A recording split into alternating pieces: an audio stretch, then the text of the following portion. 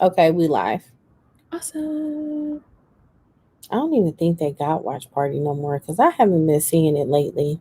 Oh, okay. So I can watch live. Maybe if you share it, you could be able to see it. I don't even think they got Oh, here watch this party no goes. more because I haven't been seeing it Oh, lately. okay. So I can watch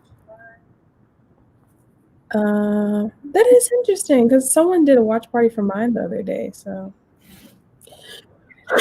I'm just gonna share But you it. can. Well, hey, April. Hello. How was your day? It has been busy, busy, busy, but really good, really productive. For an October 1st, a first of any month, it's been a good day. That's good. Yeah. Right. You know, the first of the month, we just going crazy on the end. Yes. Man.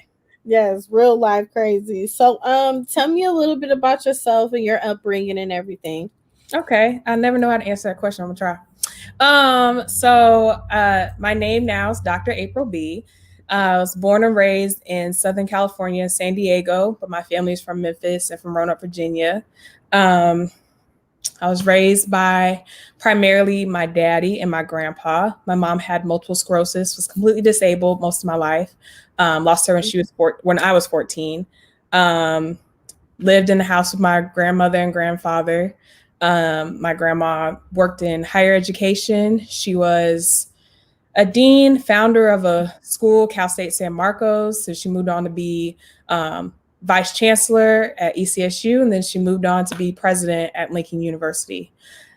So higher education is really in my blood. Hardworking Black woman is really in my blood. Just kind of grew up, I would say, a normal household. I think underneath the surface, you see like how trauma and how narratives from our community really impact us as a people, and so I had to learn those even more when I became an adult. But um, grew up. We moved around a lot because of my mom's health. So we moved to California, and then to North Carolina, and then to Missouri. Went to the Ohio State University for college. Got my bachelor's in social work. Moved to St. Louis to go get my master's in social work at the University or Washington University in St. Louis, Brown School. I taught as assistant professor for a couple of years at Lincoln University. I moved down to Texas and became Director of Multicultural Affairs at Abilene Christian University. And then I actually worked at University of Texas in Arlington for 45 whole days. Actually, a year ago today was my first day of work there. Wow. And then I left, just kind of had a leap of faith to finish my doctoral program, which I finished this August from USC, doctorate in social work, and pursue being an entrepreneur full time. Here Wow. I Listen, that did nothing but bring chills to me. Oh no! Well, that was good chills. It makes you have like chills, like Amazing. Like seriously, it's amazing that you did all that for yourself. And I know it was rough. made me cry in the first 7 minutes. But it really was like I think about that all the time. Like, no flex here. Everybody knows I'm a really humble person, but like Oh girl, this time listen. last year. You got the right to. Thank you. Thank you. Not You trying got the right to. um Don't sell yourself short off other people's thoughts. I said, oh, I Because said that today. Are you in my head today? Because I said that girl, to somebody. You you can't can't do that because sometimes when we acknowledge things that we have done for ourselves, we find ourselves downsizing just to make that next person feel better. But if you want to represent yourself the way you just did, you better keep doing it. Thank you. You're so right. You being used right now. I just hope you know.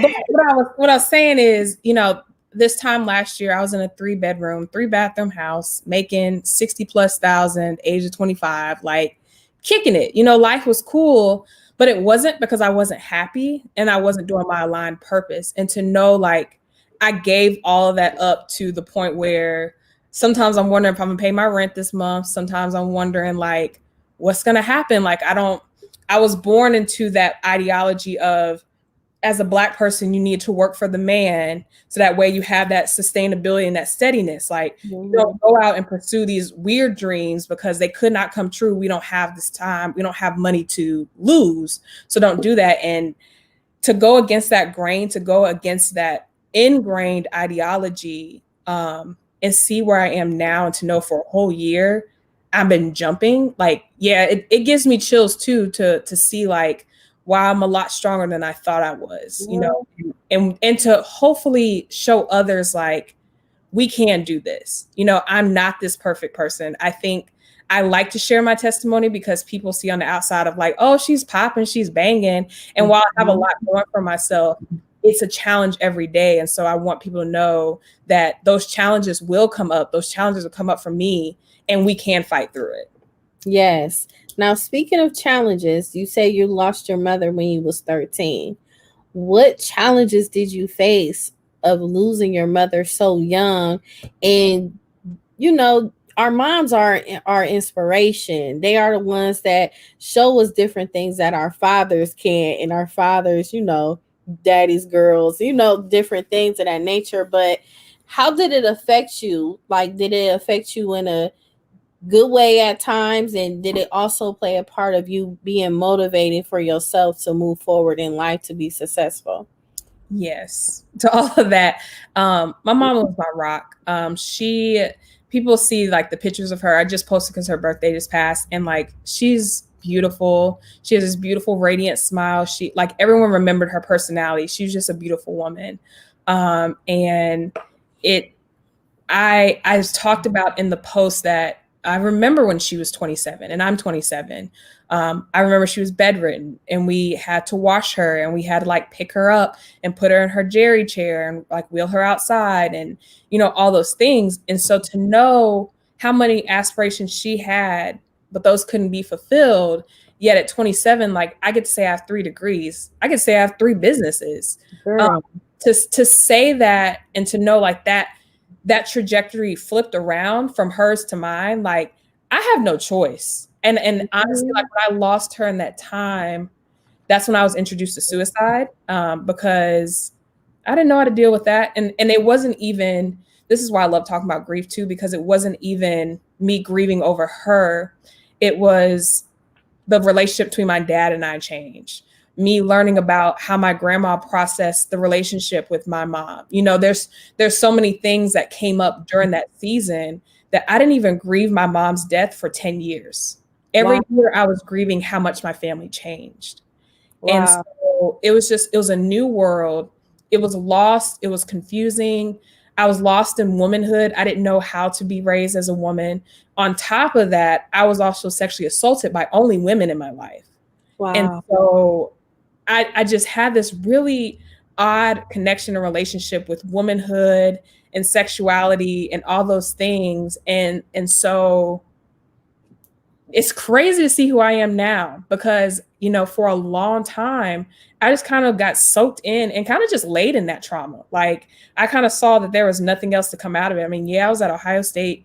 Yeah, I was a professor at a time, but like, I was still laying dead in trauma. I really, really was. And it wasn't until April 17th, 2017, my last suicide attempt. And this was like gun to head suicide attempt. If I didn't know how to take the safety off, we wouldn't be talking here today.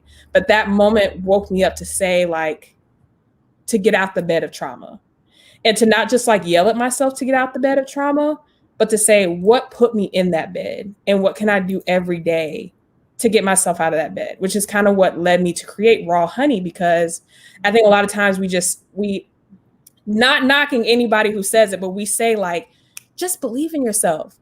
Just activate yourself. Just, it sounds so easy. But no one says, what got me here to make me think I can't believe in myself? What got me here that makes me feel so defeated? Like, what small things in between? And when I recognize it's just little things in our language, it's little things, little systemic things, it's little things in our relationships and interactions, that trauma just seeps right through in those threads and you don't know it. And so you have to slowly unthread those to then believe in yourself. So it's not that people aren't trying. It's not that people want to be lazy. There's a lot of stuff embedded in that. And I I had to learn how to give myself that grace. And even still to this day, struggling with, trauma or struggling with depression, of reminding myself, you're unwriting generations of trauma. Yes. Generations of it that we were conceived into. And so every day we just have to learn how to recognize it, accept it, give us grace, and figure out how we can move forward with that. Yes.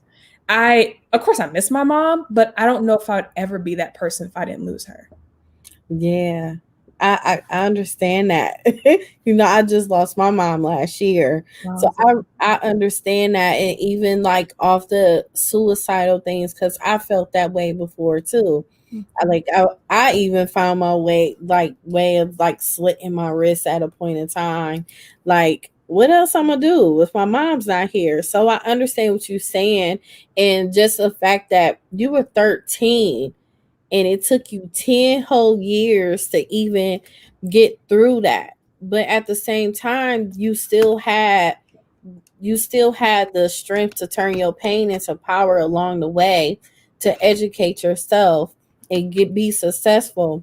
But this is the point where a lot of people think we okay just because we are making these huge accomplishments, but they never really ask you, you've done all of this, but are you okay?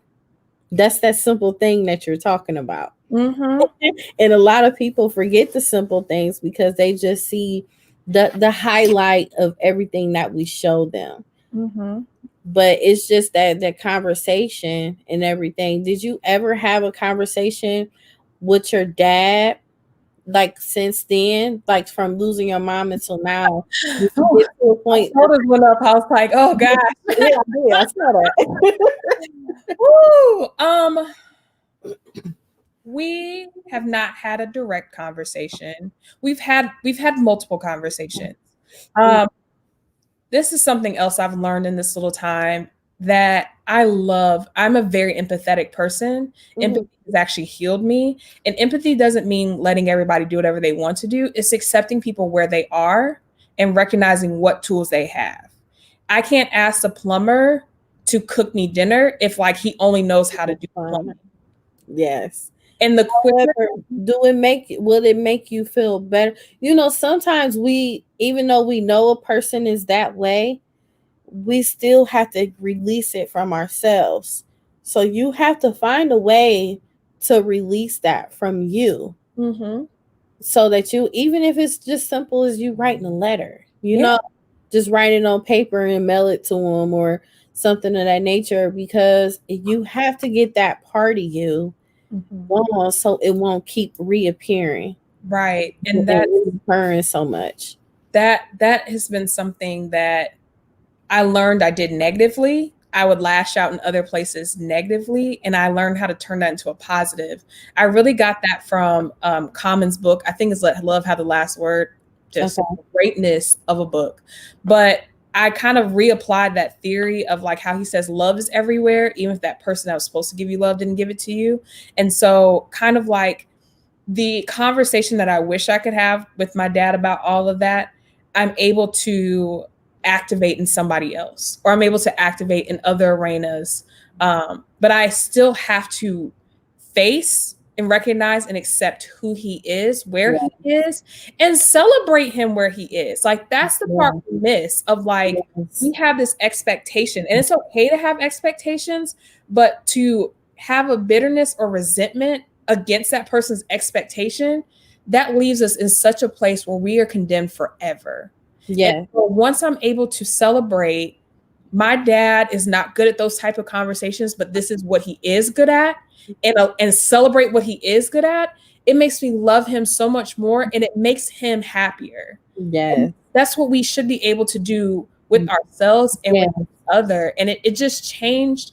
It changed my life. I mean, with my grandma too, I've recognized what her strengths are and what she's not so strong at due to her trauma.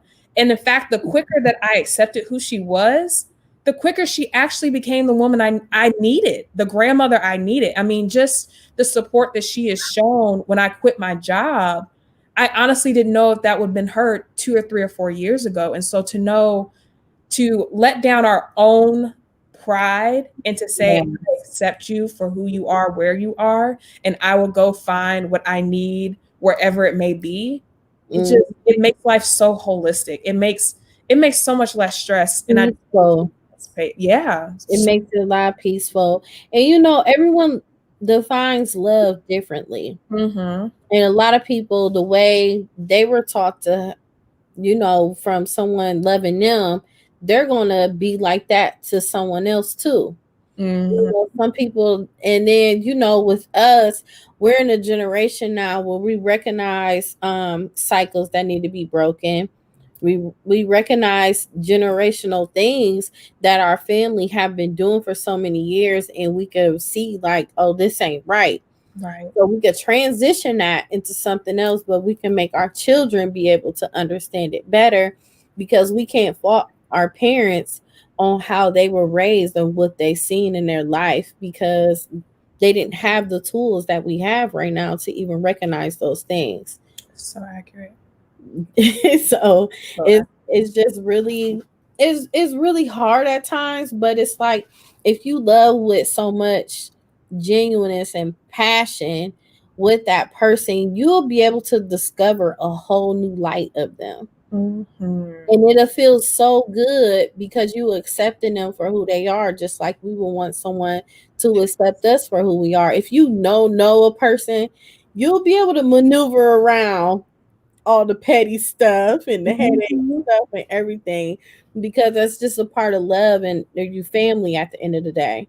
And I learned, like, the quicker that I accepted them was the quicker that I accepted myself. Ooh. And I realized the judgment that I had against them was how judgy I was against myself. If I couldn't be empathetic and show grace in those spaces because I was being mean to me, and that, of course, that's internalized from either them or from other people. And so it's just liberating that lack of grace and openness for people to be who they are. And when you realize, like, I'm going to be who I am, all of a sudden you're like, well, shoot, I should allow you to be who you are. Yeah. You be like, dang, this feels good. Man, it's a shocker. It's like drinking some fresh water. You be like, oh, I didn't even know I was this thirsty. Yes. So tell me about your enduring assault. Oh, assault. I was like, some salt, girl. I'm hungry.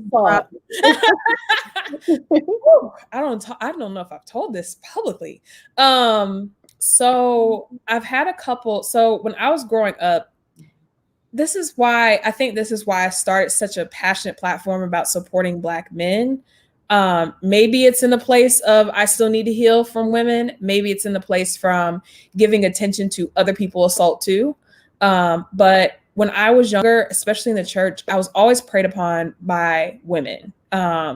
Women would really hypersexualize my body. And at a young age, I had long legs, I had full breasts, I had like a pretty distinct, like I looked pretty mature when I was really young.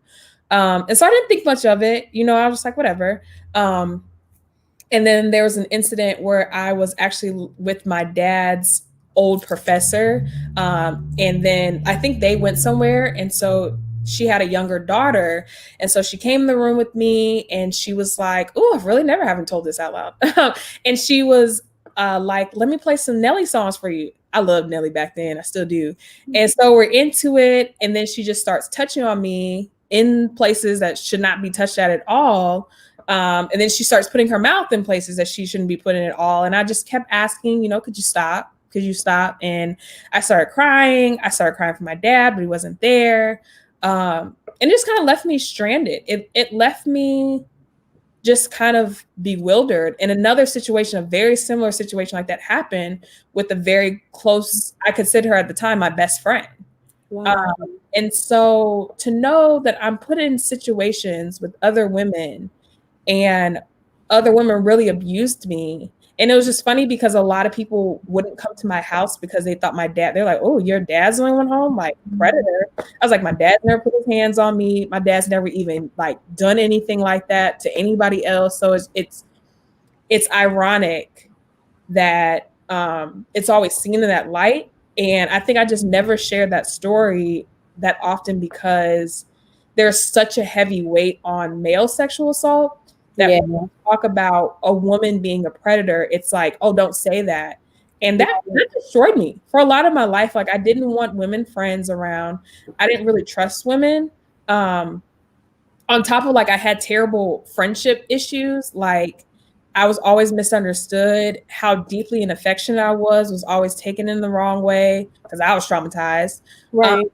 And, you know, just to even know that I'm in a sorority now, like, that took a really long time for me to get okay with. And I'm pretty sure that's why I delayed for so long, because I didn't know if I wanted to be around women in that intimate way ever, you know? So it still affects me today.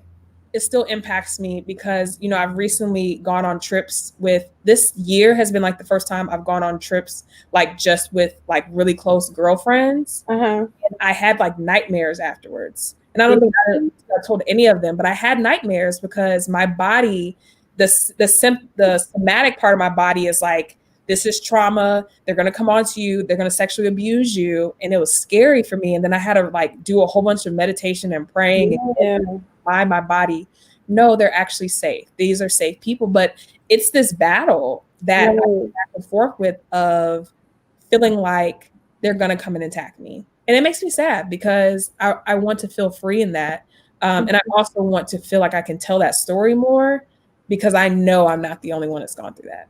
No, I'm sure you aren't either, but you speaking about it'll be helpful for you. And it'd be even more helpful even as whoever that's listening right now been through the same thing, and they can help you get through it if they got through it, or get through it together, because it's really difficult of dealing with things like that. And for you to speak about it, that's big of you. I'm sorry that even happened to you, but you gotta just pray it up out of you and figure out ways when you do be around your friends. Just don't think all of them are like that. I don't. And, you know, I know that. And that's, again, I think that's why I'm so open to tell the story, because I want people to know this is a process. Yes, like, and I can full blown know that my friends are 100% trustworthy, and my somatic responses will still say otherwise. That doesn't mean it's a truth. Right. And I talked about that in one of my podcasts, because I compared it to this allergic reaction that I had of like, I was processing out a mushroom. And so a second wave of the allergic reaction came. And I was like, my body is just reacting. That does not mean it's my truth. You know, that mushroom is gone. It's processing through my body. I'm not triggered for the first time, but it's just responding to another flare up. That doesn't mean that it's my truth. That doesn't mean that's my end state of body. That just means it's a response to an allergen. And that's how I feel in that moment, of reminding myself, hey, this is just a response to an allergen. It's okay. Don't be mad. It's okay for you to be mad, but don't stay mad. Don't go define yourself up. Right.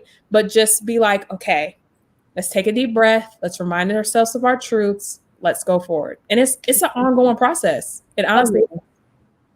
It definitely is. And I thank you for even just sharing that. I really appreciate you doing that. And I also appreciate the fact that you took a step for yourself to even talk about it publicly.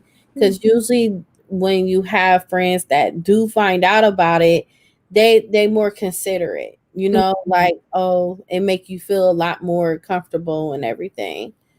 So it's really big. I'm gonna be praying for you in that area, because I know some things could be hard to get through it. It just take time. Just take your time. That's what I try to, even as a coach, this is what I try to tell people. Like, there's no rush. There really isn't. What's meant to happen will happen. What's meant to heal will heal.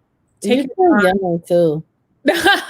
And that's what I love. Like, I love the slow walk through. I see my life as a slow walk through the park. And that's what I feel like. I feel like I'm just walking, and every day I learn something new. I didn't even know this was a trigger, like, until I went on these trips in the past 2 months. And so it's like, oh, okay, I can do that. That means I'm confronting something that has the possibility to heal. That's what I see it as, of like, this is something that's about to come out of my system. Oh, yeah. For that.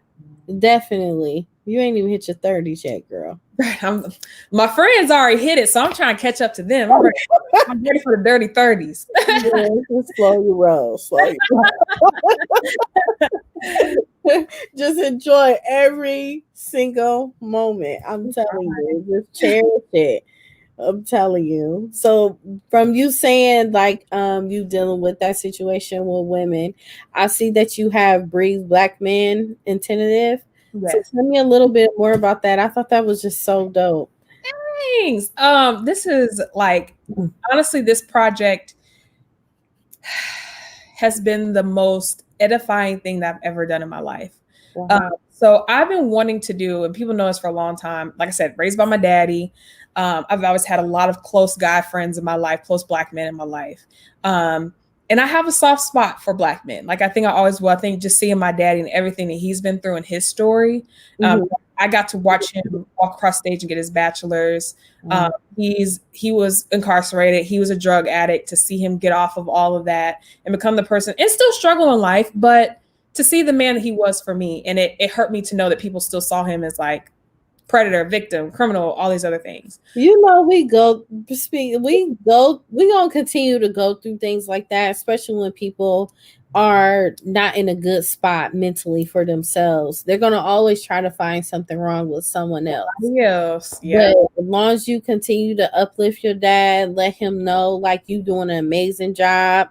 And we're human. Things happen. We aren't perfect. So I applaud your dad for even making a change in his life and keep moving forward and forget those people that got something to say.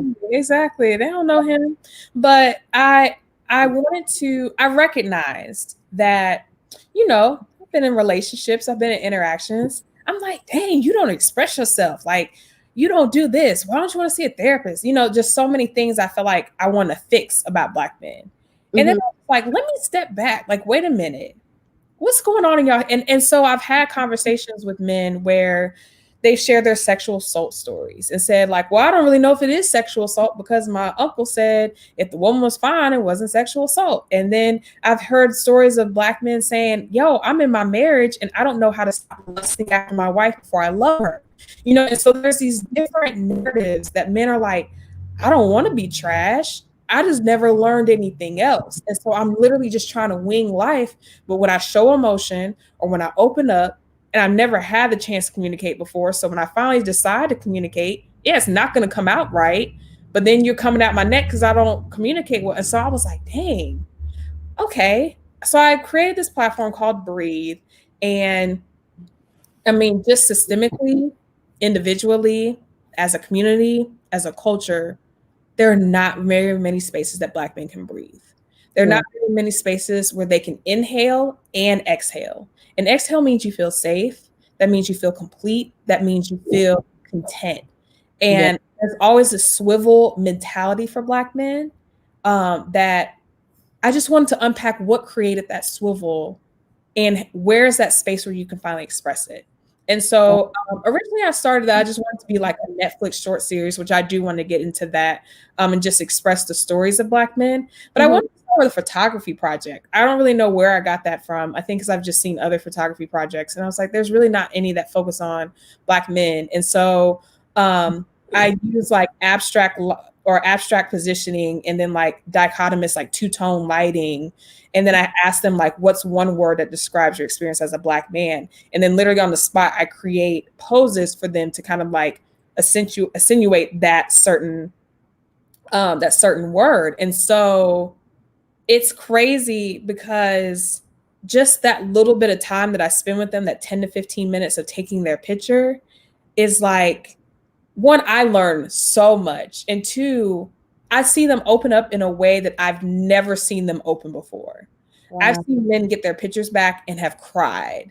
I see men that starts like learning new breathing patterns. Like I see them opening up and trying new things that they've never tried before. And they're just so grateful. And I'm not saying this is like I'm anybody great, but in my head, it's like, wow, this could all be so simple. How do we create a safe space for Black men to express emotionally, to not try to fix them, but let them just exist and breathe just like everybody else? And so it excites me. I'm actually just trying to expand it to as many cities as I can and come in photograph Black men, and I really want to start like initiatives around like doing stuff in high schools and stuff with mentorship of talking about emotional expression and mental health, Yes. relationship building, learning about sexual traumas, learning about just where'd you learn about sex from. Yes. And I actually, this is like, if anybody's watching this, is the first time you hear this, but I'm actually getting the exhibit put in an art gallery this December. Nice. And I'm just as shocked.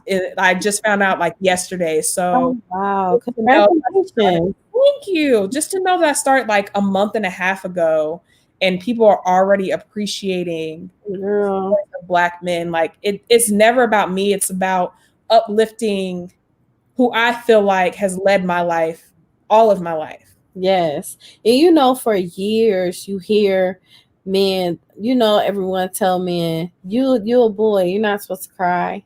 You men don't cry. You know, but they have feelings too. And if we didn't tell them that, maybe their expressions would be totally different than, you know, coming out of anger, you know, Mhm. and reacting to things differently. And we be like, whoa, wait a minute. Right. I Or don't need to do that. So, down, all that other stuff. oh man, that's really inspiring. I'm gonna have to let you meet my husband. Oh, okay, yes. He has a strong testimony, and I know you will love it. I love all the testimonies. I'm gonna have him reach out to you. I appreciate that so much. Yes. So, tell me a little bit about your poetry. Oh man. So I've been writing since I was like, I don't know, 5. My dad used to write poetry. I think I got the writing genes from both sides because I snuck in my grandma's room one time and I found some old poems of my mom. And we write almost exactly the same. But of course, I never would have seen anything she wrote because she couldn't even talk at the time I was living. Um, so really writing and poetry has been my best friend like since forever. It's been my safe space. It never judged me. But sometimes with your best friend, it's hard for you to get vulnerable with them. And so I actually stopped writing for like half of college and then through grad school because life just got crazy. And I don't know. It's like everything to me. It's like that relationship that's really hard for me to open up because I know you're going to show the best of me. I know you're going to show the rawness of me. But I mostly like to write about, I mean, I have a ton of love poems, like tons. I write a lot about like family and about trauma, but mostly like everything has like a tone of spirituality to it. Like everything has a Bible verse to it or a Bible phrase or something that God has told me. So I just try to use it. At first, I used to use it to empower and uplift everyone else and myself. But then I started to try to write to be honest with my own feelings. So I found a whole separate bin of like the dark poems that I'm like, okay, we're going to get comfortable with this and we're going to tell this. I know people feel dark. Like I know, and I like dark artists. I love music and I honestly like dark artists because that's what music and art is supposed to be. It's supposed to express all the range of emotions. And I think we've kind of shied away from the uncomfortability of people being in a dark place. And I want people to know that those dark feelings do exist and you can make it out. Yes, definitely. That's a great way to put it. Mm-hmm. Yes. So so overall everything that you do, I see on your website you have it under Raw Honey Wellness and Coaching. Mm-hmm. So that's just a whole collaboration of everything you got going with it, especially your Mahogany by B products and everything. Mm-hmm. So yes, that's the big baby. Like it's Yes. the whole platform is just focusing on artistic expression, wellness liberation. So liberating from intergenerational trauma, and just using therapeutic strategies and wellness coaching to get through everyday occurrences that happen within us. And I just want it to be personable, authentic, and like relatable. And I'm a nerd. I love research. Like I love some really good research. I think research is so so needed, especially going to so many R1 schools. I think I've been brainwashed. But what I recognized is a lot of people who are on the streets don't have access to what the research says, what's applicable for the research. You give those best practices to like nonprofits and organizations, but do they use it correctly? Half the time, no, because half the time they're not trained to. That's the big problem. Or you get so trained into, oh my gosh, I have to make numbers or I have to make grants that I'll kind of like, etch off some of the other stuff for that. And so sometimes I feel like those best practices and interventions suggested in research never make it to the streets. And so I want to figure out how can I make my research go straight into the hands of the people who need it and who deserve it. Like it's for you. Yes. And so that's what I'm trying to do with Raw Honey. I tell people it's a platform first. Well, it's actually a mindset first. It's a platform second and a business third. So the Raw Honey mindset is just being your best self, going after being your best self. It's not about the most accolades. It's not about the most flex. It's not about the highest paying job. It's about who you are and who you're designed to be and making sure that's always aligned more and more each and every day. Oh, girl, I'm telling you. I'm telling you, you were off the chain. You were doing something so amazing. And one thing I want you to do is shift your wording, though. Okay. Because you're not trying, you are doing it. You sound like my friends. They like, girl, you doing it. I think it's, and then this me being transparent. If somebody could like give me a big bottle, a prescription of something, it'll be for imposter syndrome. You are taught as a Black woman, especially the tables that I've sat at. Like I said, I've been a director already before, like at the age of 25. I've been a Tenure-Track Professor. I helped put together the first Black graduation at the WashU, which is now a signature event. I put together a Black Excellence Ball at a university. Like, I was sitting at some tables that in my head, I knew good and hell well I shouldn't have been at them tables. In my head.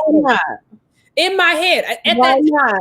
I'm talking to your head. Why not? Why not? Because this is what you're told. You're told, I mean, I'm not about to start crying, but like I've had people who's publicly said things about me of like, who cares? No, I'm trying to give you the trajectory of where I came from. I've heard these things of like, you're fake, you're stupid, you ugly. Like I've heard this publicly of your platform is ingenuine or this, like I've heard so many things. And then I looked at like Chrissy Teigen and John Legend, they lost their baby, and Gabrielle Union commented on it. And I said, I just have to see. And so many people said so many negative things about Gabrielle Union reaching out to her. And I said, that is crazy.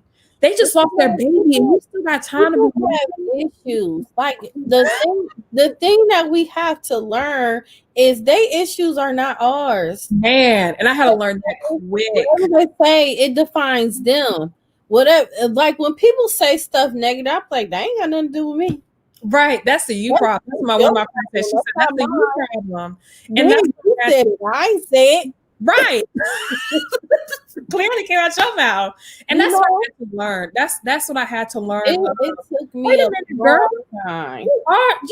You're Dr. April B. Like, and I don't like to say that like that, but it's like, bro, you got a doctorate. Like, I really appreciate your humbleness. It's a beautiful thing. But you gotta give yourself credit, child. Yeah. It's the girl syndrome. It's the Christian girl syndrome. It's the Black girl stay in your place syndrome that I'm trying to liberate out of. Because, if Black women get too bossy, if a Christian woman get too bossy, if a woman period get too bossy, we don't be bossy. We be another 5-letter B word. And at this point, I'm like, F it. I'm like, if that's what you think I am, if you really haven't taken the time to know me and truly know what type of woman I am, you weren't meant to know me. And I say that to my clients, with my business coaching. I said, everyone is not your client. There are going to be people who are going to rock 100% with you. And there are going to be people who won't fool at all with you. Guess what? You don't want their money. That's a beautiful thing. If they don't want to fool with you, that's good. All money ain't good money either. At all. Please just want to deal with nobody. Move you to where you have to go. And of course, I want positivity for everyone. But if you're in a space that you don't want to be in that positive mindset, I will pray for you. I will leave my public encouragement for you so that it resonates on your spirit at some point in life. Mm-hmm. Stay way over there with that. And that's the best way, because how powerful you are as a woman, you have to protect your spirit, because because you have an anointing on you and a spirit that will just, people will just keep pulling you just like this. And with your humbleness, you got to set boundaries for yourself. Girl, are you in my coaching session? Like, what? I literally just said this to my client today, because she is like the same. She's like, I got a big heart. I said, you got to set boundaries because people will play you. Like, that they love, and it's a survival trait. We're evolutionarily taught that if I'm deprived of something, and if I'm deprived of water and I see a glass of water in front of your face, I'm drinking your water. Yes. The same thing if I'm deprived of love, of attention, of somebody caring about me, of somebody investing and pouring to me, as soon as I see it, I'm drinking it. Yes. And I recognize that. And so I have to think of like, okay, you're in a space of you need this. That makes me so sad that you're in that space. Here's some resources I'm going to post. Get away. Like, because that, if you don't have an understanding of who I am and what I'm doing, and you can't receive it in a way, whether it's a service or receive it in a way of friendship or whatever, to the point where you abuse it or abuse me, then that's a different story. No, you can't do it. You can't do it. I'll be like, Dr. April, cut them off. That's you and everybody else. If all my friends watch right now, they're gonna be like, yes, girl, finally tell her. That's the type of person I am, of like, I really will try to be there for people, like benefit of the doubt, no matter what you said or done. But I also recognize it comes to a point of like, if you're abusing me, I have to care for myself, because now I'm taking away energy that I could be giving towards someone who may be able to better receive it. Oh, definitely. Definitely. But I'm just telling you, you was, excuse my language, y'all, but you the shit. And you need to acknowledge that. Like, seriously, even just for you to be 27 years old, like, it's just, some women don't even have the mindset that you have. Thank you. They're not even ahead where you at. They still trying to play catch up. So you have to own it. You ain't even reached your peak yet. Not at all. I think that's why I'm so humble, because I'm like, y'all ain't even seen. So humbleness is fine. Look, it's nothing wrong with you being humble. It's good that you are that way, and please stay that way. But the way you word things on when you acknowledge yourself, don't downgrade yourself either, because that's how you sound. And I don't want you to do that. You can still acknowledge everything that you've done with school and everything, and still end it with a humbleness. But you just got to word it differently, because it's like you belittling yourself just to make that next person feel good. Mm-hmm. And you can't do that, because I think I've been in a space where I've been small, or I've been made small. And so, I mean, I'm not trying to put anybody small because you're bigger than them. That's what people would say is like, yeah, they tried to make you small in that situation, is because when you came in the room, you took over the whole room. And even somebody said something that blew my mind. She said, I knew you were confident that you don't talk a lot. You're like, there's that person at the meeting that got to say all the stuff and got to get you make a point, and then you just go. But when you say it, it's so smart. And we would think, why don't she say more? And it's like, because I don't have to. Like, in my head, I just don't have to. And they're like, that's how we know you're confident. You don't try to take up the whole room when you come in, but your presence is so bold that you already do. And that irritates people, because you're not even trying to be like that. And so I take that in again with gratitude, that I'm grateful to have the light of God that shines like that. And I pray that it only resonates as something positive, but I also recognize that it's going to irritate some people. And I'm accepting that. I'm praying on that, and learning to be okay that everybody's not going to fool with me. And that's they're not, because they're not supposed to. Your spirit will not sit well. My spirit purges people. Oh my goodness. In the first 5 minutes, it tells me what type of person that I'm around, which I'm See? It's sad because you're like, dang, especially dating. Oh my gosh. First 5 minutes, my spirit was like, no. I'm like, dang, really? I gotta leave the restaurant. Like, never mind. Sorry. Oh my God. My spirit said, nope. Aw. Well, first before we leave, let everyone know how to contact you. Let's see. I mean, you can call me, beat me if you want to reach me, but if you want to get me in a normal way, you could just go follow me on Dr.AprilB on Instagram. That's probably like the primary, yes, way. Can't say words, whatever. Primary way you can get in touch with me is Instagram. You can follow me on Facebook. I think it's April B. Napier. I don't know. I change it all the time. Or you can follow my Dr. April B. Business page. You can also follow the raw honey _PF business page on Instagram. I also am a boudoir photographer. Just started this a month ago, especially in the Dallas area for women of color. So you can follow that as Bear Butte, BEAUTE photography, all ran together. Wow. Or you can email me, which I don't think I see it here, but it's kind of complicated. But it's apriln@rawhoneywc.org. I'll answer that, whenever I can get to that, but preferably Instagram. I'm pretty quick on that. Thank you. Well, can you leave us with some good old poetry? What is going on? Okay, let's see. Oh my gosh. I was just put on. Let's just see. Oh, okay. I just read this one at a thing, but I'll read it again. So I guess since I just talked a little bit about Black men, this one's called A Rose to a Bee or Mahogany. I don't know what it's called, but it's about my love for Black men, if any of you are out there listening. Okay. Your charms, a decadent rose, stepped upon and pressed, each petal stretched upon its previous formation. Common eye sees destructive, disillusioned, daunted. Curious eye, like I, sees demulcent, developed, divine. You are the beauty of my eye. I wish to be the beholder. You are the lamp of my soul. I wish to light your guided voyage. You are the nutrient of my pollination. I wish I lavished your fruits previous pressing, yet I realize the pressing has created the rawest honey, so sweet. Lining my fingers along your matured edges, watching your evolution in my presence. My deepest condolence carries to your heartaches. My deepest prayers carry to your tasks. My deepest embraces coddle to the care of your frame, so strong yet so gentle. I cannot rip the rose apart. As I see a single drop of precipitation shimmy from your heart, I see you. I'll save you. I'll touch you. I'll treasure you.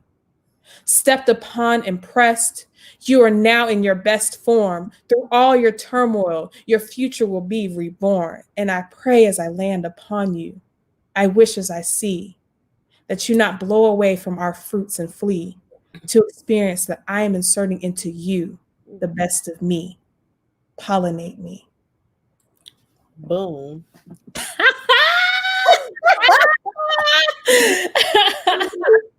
I had to put you on the spot. I know. You before the interview, girl. It's your time. Man, I'm glad I made through that one. But you killed it though. I'm so proud of you.